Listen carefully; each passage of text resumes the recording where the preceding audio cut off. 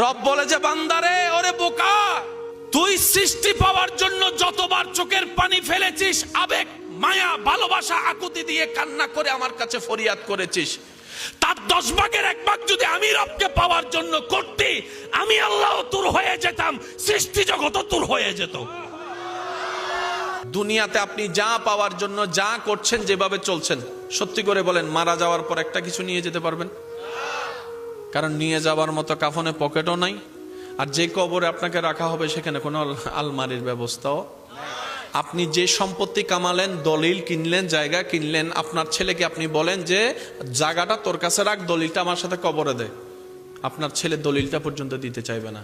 কেন? এই দলিল যদি একবার হারায়, সেটাকে আবার তুলতে ডাক ফাইটা 3টা হয়ে যাবে।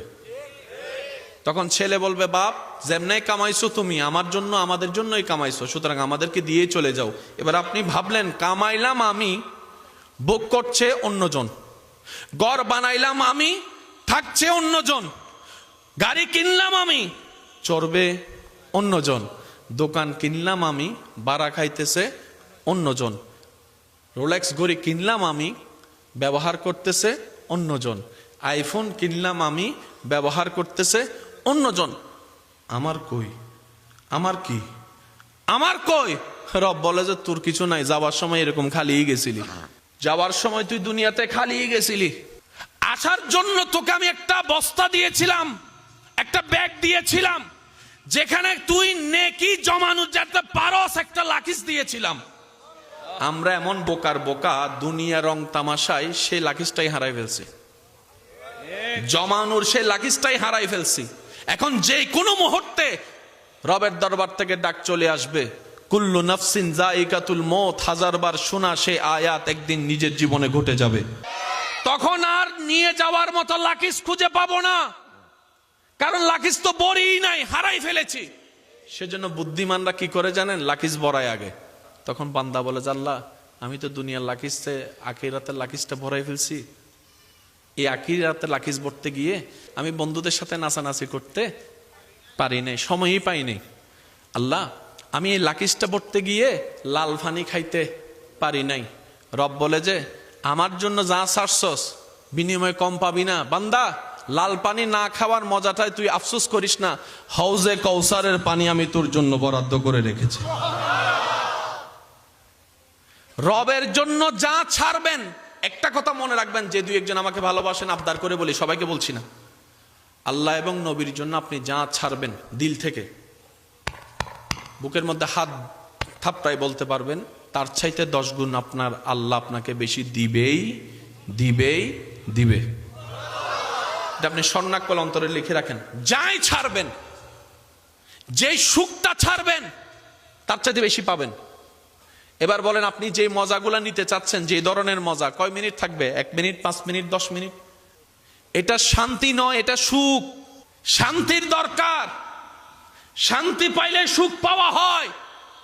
রবের জন্য সিজদা দিয়ে যে শান্তি আপনি পেয়েছেন, এই জীবনে অন্য কোথাও কাজ করে সে শান্তি পাইছেন বলে দেখান। একটু জোরে বলেন না, সত্যি করে বলেন তো, নামাজে সিজদা দিলে কেমন লাগে? আরো জোরে।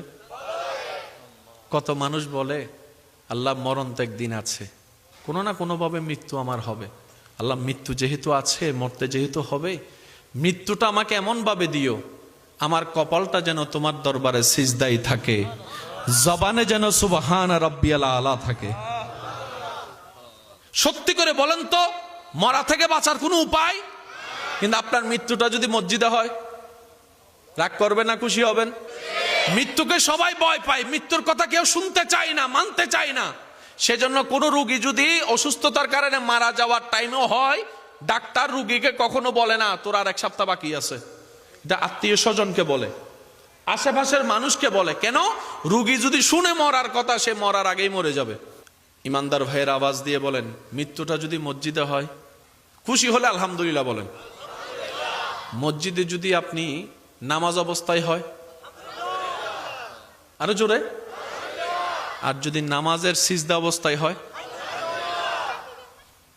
দেখেন আপনার মৃত্যুর কথা শুনে কিন্তু আলহামদুলিল্লাহ বলছেন। তার মানে আপনি না জানলেও আপনার হৃদয় জানে।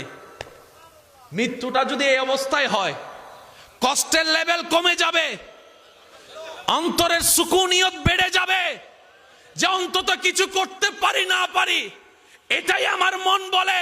আল্লাহ আমার মৃত্যুটা যেহেতু যাই নামাজে মসজিদে সিজদা অবস্থায় কবুল করেছো, তার মানে তোমার দরবারে কঠিন পরীক্ষায় পার হওয়ার একটা রাস্তা নিশ্চয় করে দিয়েছো। বলেন সুবহান। আল্লাহ আমাদের সবাইকে নিয়ামতওয়ালা মৃত্যু দান করুক। আমাদের মরার পর চেহারা দেখে যেন বিধর্মীরা বলতে পারে একটা মুসলমান মারা গেছে। কি বলেন আপনারা? কি বলেন? ঠিক আছে? আরো জোরে বলেন না ঠিক আছে?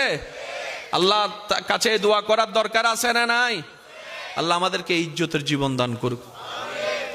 দ্বিতীয় নম্বর কথা, পৃথিবীর যত ধরনের নিয়ামত আল্লাহ রেখেছেন সব নিয়ামত নিতে হয় দুইটা দরজার ভিতর দিয়ে। কয়টা? এক দরজার নাম ধৈর্য, আরেক দরজার নাম শুকরিয়া।